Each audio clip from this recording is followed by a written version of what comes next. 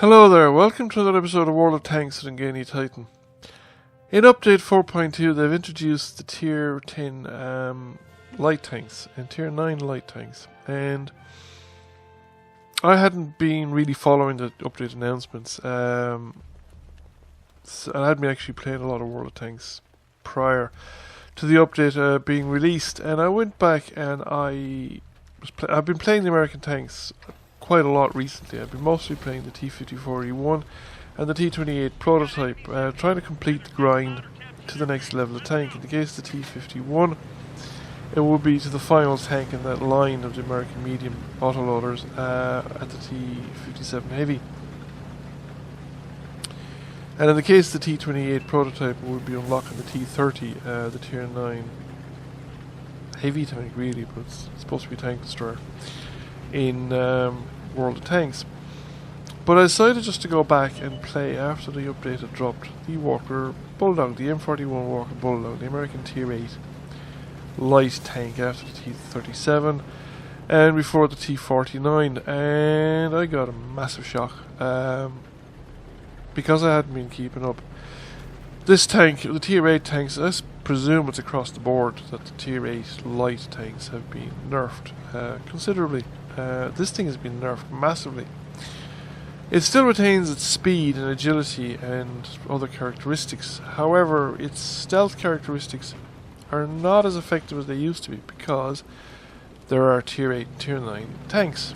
Or more precisely, there are tier 8 and tier 9 light tanks that can out-stealth it and out-observe it and spot it when it is there. And of course, an awful lot of people who are light tank aficionados were playing their tier 8, 9 and tier 10 light tanks because they already had the Walker Bulldog and they had unlocked the T-49 and they had probably a load of experience already on the T-49. So they were playing the Sheridan pretty much straight away, and in fact I witnessed it on the first day that the update came about. I had a game where I was playing my 43 artillery and there was a guy playing Sheridan. I had no idea what it was. It was the first time I'd seen one. I thought it might be a new premium or something, but it turns out no, that's the top tier 10 light tank in this line. So I was doing the kind of stuff that I was used to doing in the M41 Walker Bulldog, and I discovered it just doesn't work. The gun, for one, isn't good enough. The gun in this, the old gun with a 90mm gun, you had an autoloader at the second last package to penultimate package, and you had a single shot of the ultimate package, and they had decent penetration, rapid rate of fire, good gun handling, and they generally could penetrate even tier 9 and 10 tanks. Now they mightn't be able to penetrate them from the front. You might have to hit weak spots in some cases, or in some cases they just might flat out not be able to do it. But you know, you could generally manage it. You could play it like a very lightly or not armored medium tank and get away with it. And therefore it worked on every kind of map. It was less of a out and out scout like the T-37 or the T-71 or the, those tanks. You could play it. You could play it a bit more aggressively.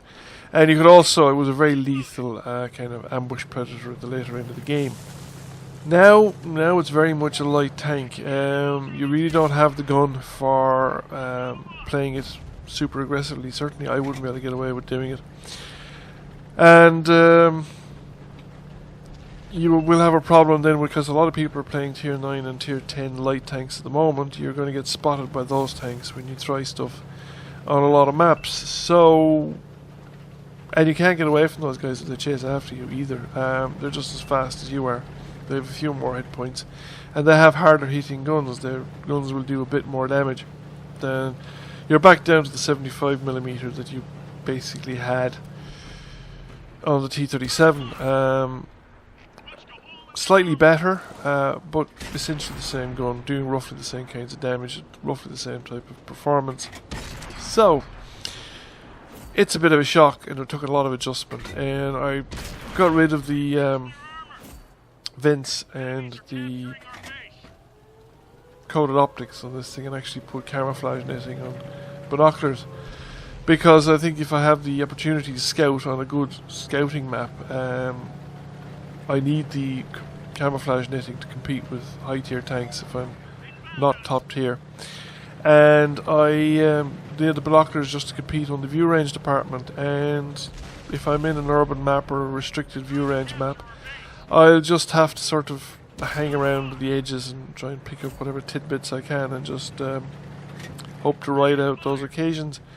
It's gotta make getting that last 100,000 experience though challenging, and it's gonna make me regret my decision to have gone off and ground out the Germans and the Tiger line up to the Tiger and the Tank Destroyer line up to the Nashorn, and spending the time that I've spent on the T-54E1 and on the T-28 prototype.